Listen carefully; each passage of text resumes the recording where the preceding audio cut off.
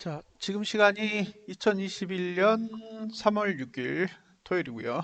오후 9시 47분입니다. 계속 주말에는 이런 리뷰 동영상을 계속 공유를 해드릴 건데, 음,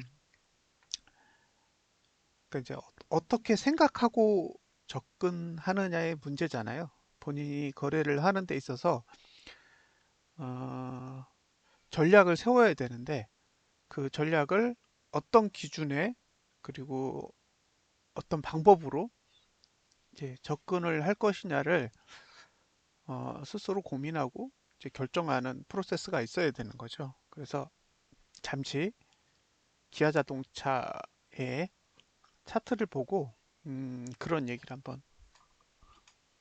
해보겠습니다.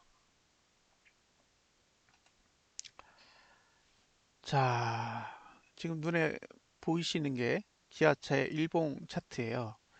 그러면 이제 기본적으로 매수 전략을 가져갈 때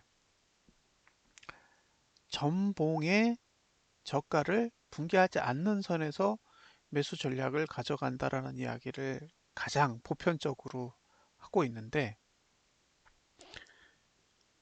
그러면 전봉의 저가를 붕괴했을 때 어떻게 매수 전략을 가져갈 것이냐에 대한 문제가 생기겠죠.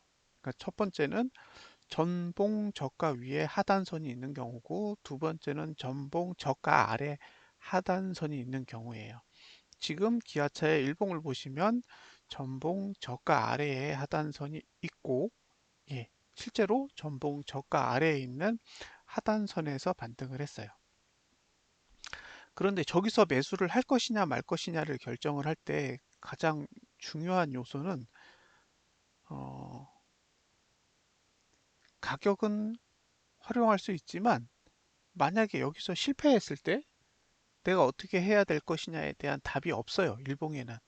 그럼 이 경우는 어떻게 하느냐? 그냥 매수하고 일봉 종가까지 기다리는 거죠.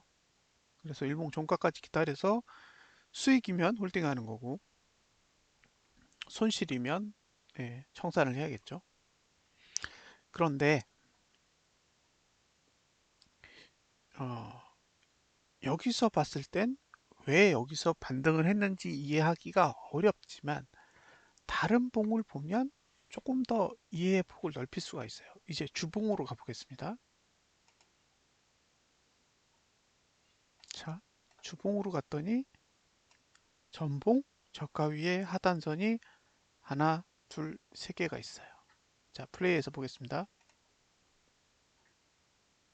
실제로 여기에 있었죠? 여기서부터 여기까지. 아, 네 개가 있군요. 네 개. 자, 보세요.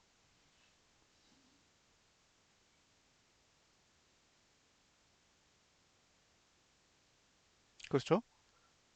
주봉으로 보면 전혀 문제가 없는 거예요. 왜냐하면 주봉은 전봉 저가 위에 하단선이 있었고, 실제로 그 하단선 위로 금요일이 됐을 때 회복이 단색타에서 마무리가 되었기 때문입니다. 그래서 일봉으로는 이해가 안 되는데 주봉으로는 이해가 되는 거죠. 다시 월봉으로 가보겠습니다. 월봉으로 가보시면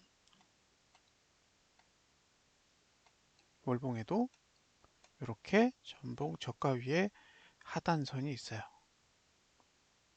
한 78,900원, 79,260원부터 78,549원, 이제 요 언저리에 하단선이 만들어졌고, 실질적으로 상단선은 85,000원대에 있습니다. 자, 플레이해서 보겠습니다.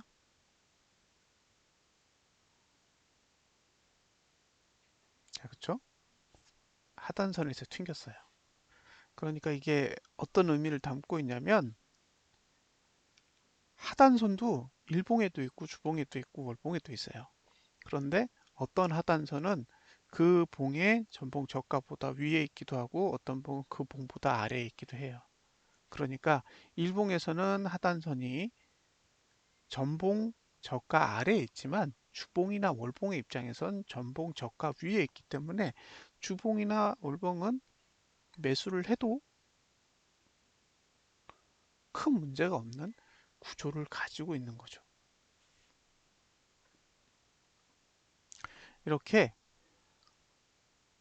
봉에 따라 투자 전략이 바뀝니다. 단, 봉은 그 봉이 가지고 있는 시간이 다 달라요. 일봉은 하루, 주봉은 5일, 월봉은 한 달이잖아요. 한 달이면 대략 18일에서 한 22일 정도의 그 기간을 포함을 하는데, 예, 그렇게 보유 기간의 차이가 발생하는 거죠. 내가 일봉을 활용한다 그러면 하루 거래를 하는 거고, 주봉을 거래한다고 하면 일주일 거래를 하는 거고, 월봉을 선택했다 그러면 한 달을 거래를 하는 거죠. 조건은 전봉 저가가 무너지지 않는 상태에서 매수 전략을 가져가는 거죠. 그러면 지금 월봉과 주봉은 매수할 수 있는 그런 여건에 있는 거고요. 반대로 일봉은 매수를 할 수 있지만 손절선이 없기 때문에 홀딩 전략만 가져갈 수 있는 거죠. 자, 이렇게 봉에 따라 서로 다른 하단선을 가지고 있고 그에 따라 서로 다른 대응 전략을 만드실 수 있습니다. 그래서 샘플로 기아차의 월봉과 주봉과 일봉 차트를 보여드렸습니다. 감사합니다.